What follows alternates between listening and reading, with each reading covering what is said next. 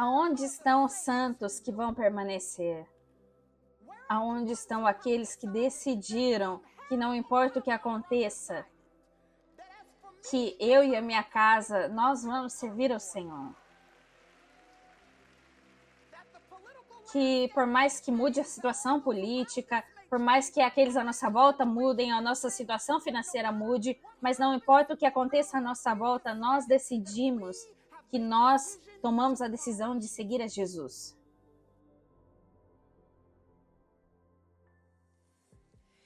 Era setembro de 2008, quando o furacão chamado Ike veio. Aqueles de vocês que estavam por aí em 2008 podem lembrar disso. Desse furacão Ike. Causou muito dano, particularmente no Texas. 177 km por hora de vento veio e acabou com uma cidade em particular que foi muito impactada, chamada Gilchrist. É uma cidade praiana no Texas, uma comunidade que tinha mais ou menos 200 casas, uma pequena vizinhança com casais aposentados que se mudaram para lá, para essa comunidade, para aproveitar um pouco de paz e descanso nessa temporada da vida deles. E quando eles estavam procurando por paz, veio a tempestade. E o resultado do Ike foi devastador. Na verdade, as pessoas que foram até o local depois disso falaram que estava irreconhecível 24 horas depois da tempestade. A vizinhança cheia de casas coloridas e cenários lindos e grama verde. Falaram que não parecia uma vizinhança, parecia mais um brejo. Estava desolada, deserta, cheia de lama. Não tinha mais nada lá, a não ser fragmentos do que uma vez a cidade foi. E a única coisa que falava um pouquinho da história, um pouquinho da marca que tinha evidência que tinha uma comunidade ali, que existiu um dia antes, das 200 casas que estiveram lá, apenas uma permaneceu. 199 casas foram acabadas pela tempestade, mas teve uma que permaneceu. Tem umas imagens aí que você possa ver a vista estranha dessa uma casa que ficou de pé depois da tempestade. E eu queria ter tempo, porque se eu tivesse tempo nesta noite, eu faria a pergunta: o que é que tem nessa casa que ficou firme quando a tempestade veio? Porque a verdade é, se eu tivesse tempo, eu diria sobre os donos que passaram por tempestades antes. Então eles tiveram a decisão proativa e sábia de fazer a casa de formato antigo para se preparar para as próximas tempestades. Eu poderia passar um tempo nisso se a gente tivesse tempo, mas eu gostaria que você considerasse essa imagem chocante e pensasse como só não é um cenário geográfico, mas honestamente, infelizmente, se você parar para pensar, é muito como o cenário de algumas das nossas vidas. Porque a verdade é, tem muitas pessoas por aí que começaram na jornada conosco, mas agora, nesses anos, quando a gente olha a nossa volta, a gente vê que as pessoas não estão mais construindo casas que estão de pé. A verdade é que quando a gente começou, fez um comprometimento de seguir a Cristo, ou de ver o nosso casamento ir até o fim, ou aquilo que Deus nos deu, aquele ministério que Deus começou para a gente começar, todo mundo tinha tanto fervor no começo do projeto do espaço, mas aí a tempestade veio, e a gente olha à nossa volta e vê que as pessoas não estão mais construindo casas que são para durar vidas, que vão ir até a distância. Aonde estão os santos que vão permanecer? Aonde estão aqueles que decidiram que não importa o que aconteça, que eu e a minha casa, nós decidimos seguir ao Senhor? Não importa a situação política, não importa o que as pessoas podem mudar, ou a situação financeira possa mudar, não importa o que aconteça, nós decidimos que tomamos a decisão de seguir a Jesus. Aonde estão os santos que vão permanecer? Por que tem se tornado tão difícil de encontrar pessoas que são simplesmente na cara fiéis, que decidiram seguir a Jesus, que decidiram que não tem volta, não tem como voltar atrás? As pessoas estão se distanciando, você percebeu? Tem cônjuges que estão indo embora, pais que estão desistindo, sonhadores que estão jogando a toalha. Tem ministros que estão desistindo daquilo que eles chamam de chamado. Como que você desiste de um chamado? Muitas pessoas estão abandonando a sua fé, desconstruindo a sua fé, quando aí o que resta a elas nem parece mais fé. Cadê as pessoas que vão permanecer, que vão ficar, plantar os seus pés firmemente, escolher a fidelidade? Posso falar para você, quanto mais velho eu fico, galera, menos impressionado eu fico com os famosos. E quanto mais eu fico, e mais eu fico impressionada com as pessoas que são simplesmente na cara fiéis. Elas podem não ser famosas, mas elas permanecem. Elas podem não ser ricas, mas elas permanecem. Elas podem não ser aplaudidas, mas elas permanecem.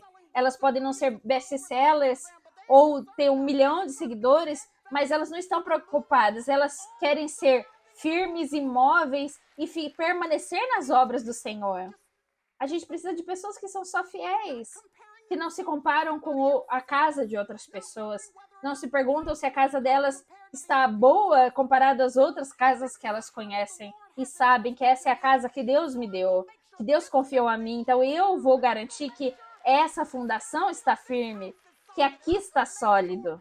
E eu quero garantir que eu tenho uma casa que ainda vai ficar de pé. Então eu vim te encorajar a ficar, a permanecer, a ser fiel.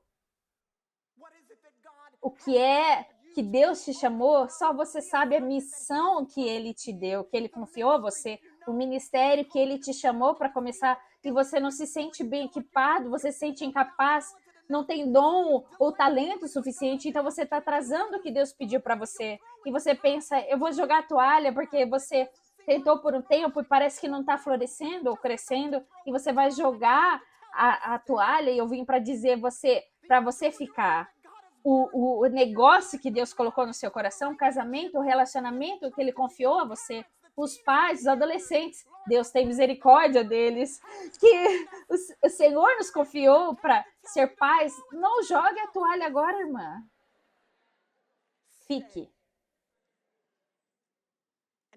E talvez seja só 1 ou 2 de vocês que estão aqui, que estava pensando essa semana e dizendo para o Senhor, se o Senhor não aparecer e fazer algo específico para me encorajar, para me deixar saber que o Senhor não vai me deixar me abandonar.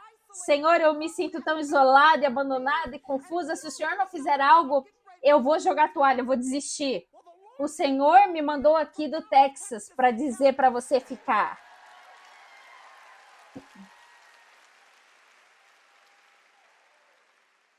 Permaneça. Seja fiel. Não naquela situação que talvez não seja saudável e com conselho saudável, você precise de liberdade, porque há situações assim, mas muitas vezes a gente só está abandonando as coisas porque estamos cansados, estamos abandonando porque ficou difícil e veio tempestade, veio a nuvem pesada, a chuva está caindo, o granizo está vindo e está vindo ventos e ventos e a gente está quase desistindo, mas o Espírito do Deus vivo vive dentro de você e dentro de mim para nos dar determinação que a gente não tem com as nossas próprias forças e o nosso próprio poder, para que nós possamos permanecer. Eu vim te dizer para ficar. Seja fiel. Qual é a missão que Deus te confiou? Jerry e eu tivemos a oportunidade de levar os nossos filhos alguns anos atrás para a África do Sul. A gente sabia que iríamos para lá 1 ano antes. Então, naquele tempo, eu estava ensinando as crianças em casa, porque a gente estava viajando muito. Então, 1 ano antes, eu sabia da oportunidade que a gente teria para ir. Então, eu fiz tudo que eu pudesse para fazer acontecer. Estava guardando dinheiro, eu estava planejando a educação deles, sabendo que estaríamos lá. Então, a gente estava aprendendo sobre a África do Sul, a geografia, lendo sobre Nelson Mandela e o Apartheid, porque o meu objetivo era, quando a gente chegasse lá, a gente ia tentar ver algumas coisas que a gente só vê online, a gente lê artigos, então a gente ia tentar ver essas coisas. Eu acho que eles pensaram que iam nas férias dele. Eu falei, não, não, não, vocês têm a mãe errada para isso. A gente vai do outro lado do mundo, a gente vai ver toda essa situação. Então, toda manhã eu tinha um plano. A gente ia ali ver a mesa da montanha, ou ir na ilha de Robin para você ver onde o Nelson Mandela foi preso. Eu queria ter toda aquela experiência aí. Meus filhos estavam lá falando, mãe, a gente pode ficar na cama hoje? Eu tava, lógico que não. Vocês vão levantar, vocês vão ver e vocês vão aproveitar e um dia vocês vão me chamar de abençoada.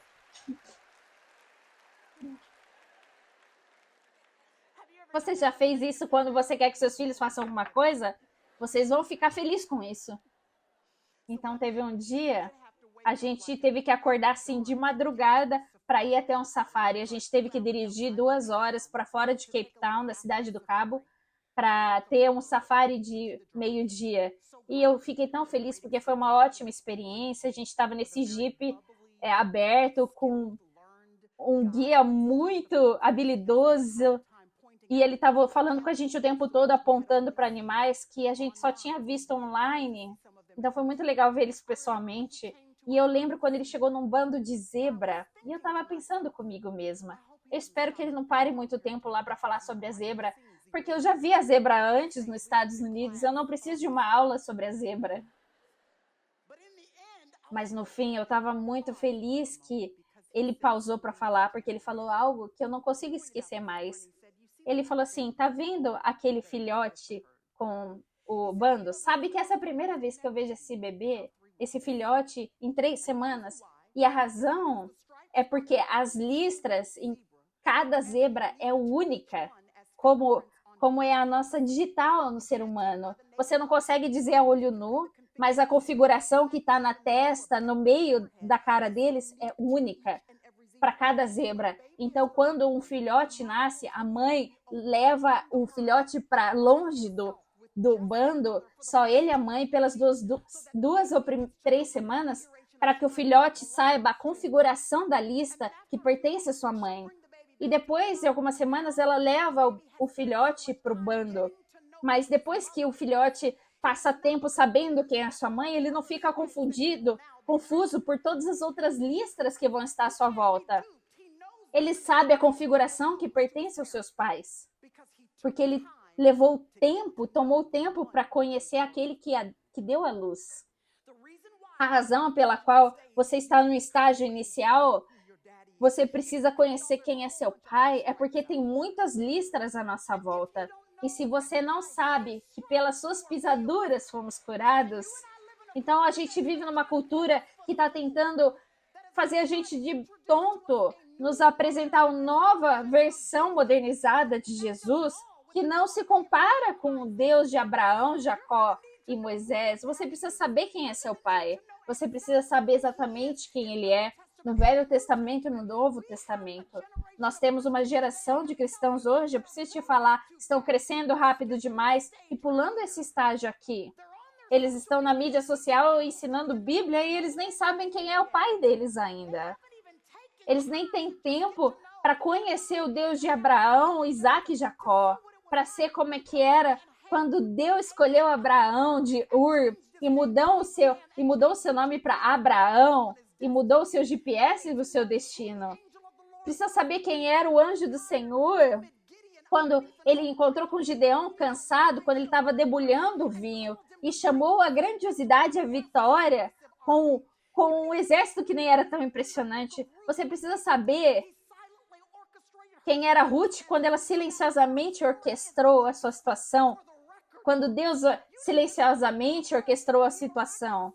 Você precisa saber quem Deus era quando ele libertou 2 milhões de refugiados e trouxe ao deserto e para a terra que manava leite e mel. Você precisa ver Deus prover água da terra e vinho, carne do céu, para que o seu povo pudesse comer.